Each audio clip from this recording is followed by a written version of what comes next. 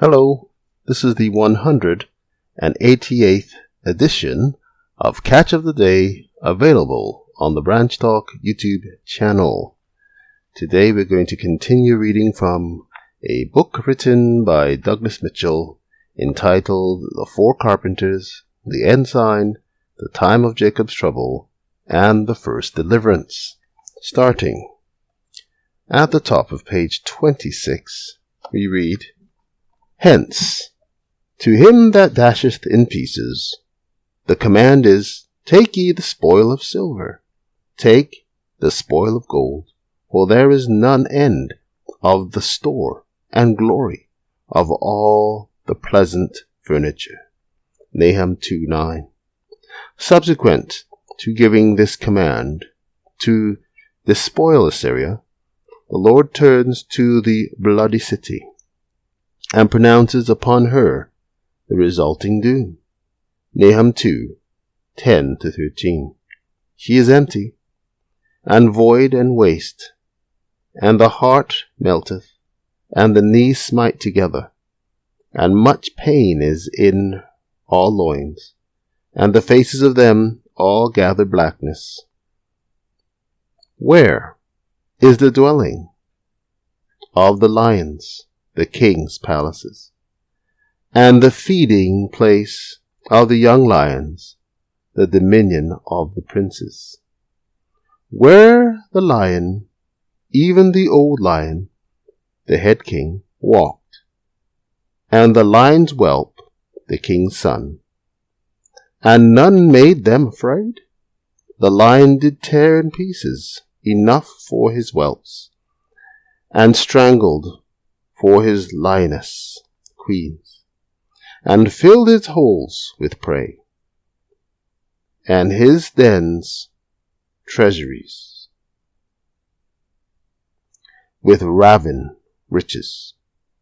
Behold, I am against thee, saith the Lord of hosts, and I will burn her chariots in the smoke, and the sword shall devour thy young lions, and I will cut off thy prey from the earth, and the voice of thy messengers shall no more be heard.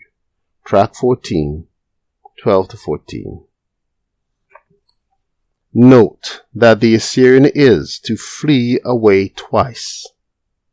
First from the promised land, and then from his capital city.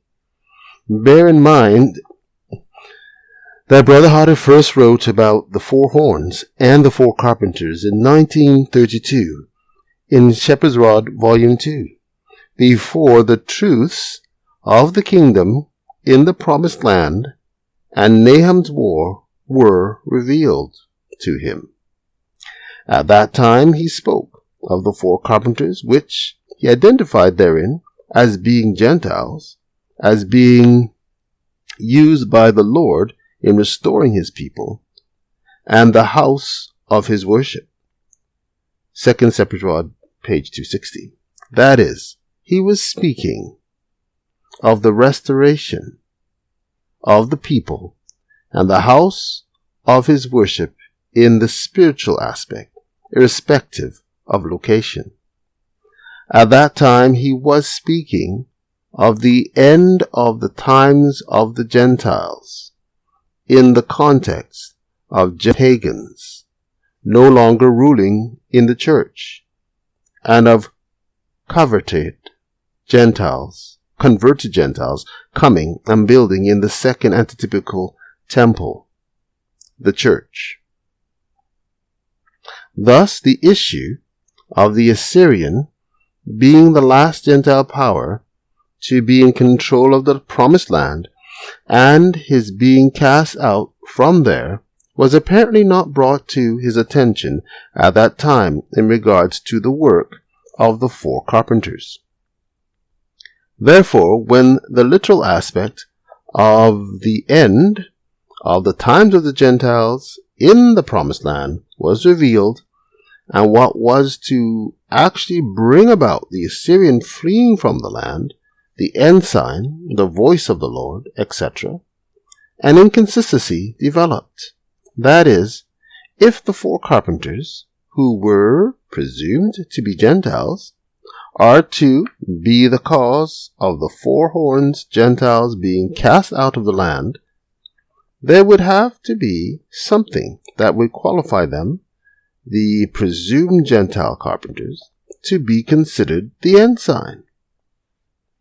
And those presumed Gentile carpenters would have to have something to do with the voice of the Lord, since the ensign and the voice of the Lord are clearly said to be the agencies that bring fear to the Assyrian and cause him to flee the land.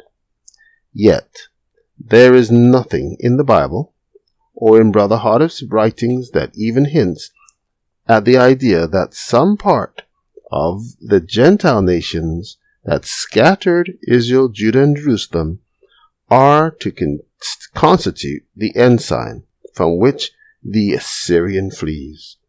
Especially so considering that Brother Hardif identified the ensign as being a nucleus of his Jesse's descendants. Shepherd's Rod Pocket Edition, page 53. Not Gentiles.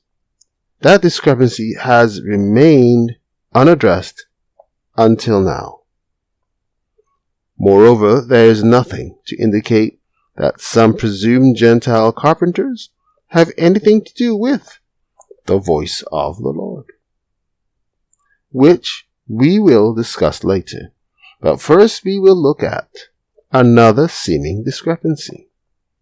In fundamental beliefs, Brother Hardif lays out a sequence of events as follows. 4. That the destruction of the tares from among the firstfruits of the living, Matthew 13:30, 48-49, Ezekiel 9:6 and 7, results in the purification of the church. Take care.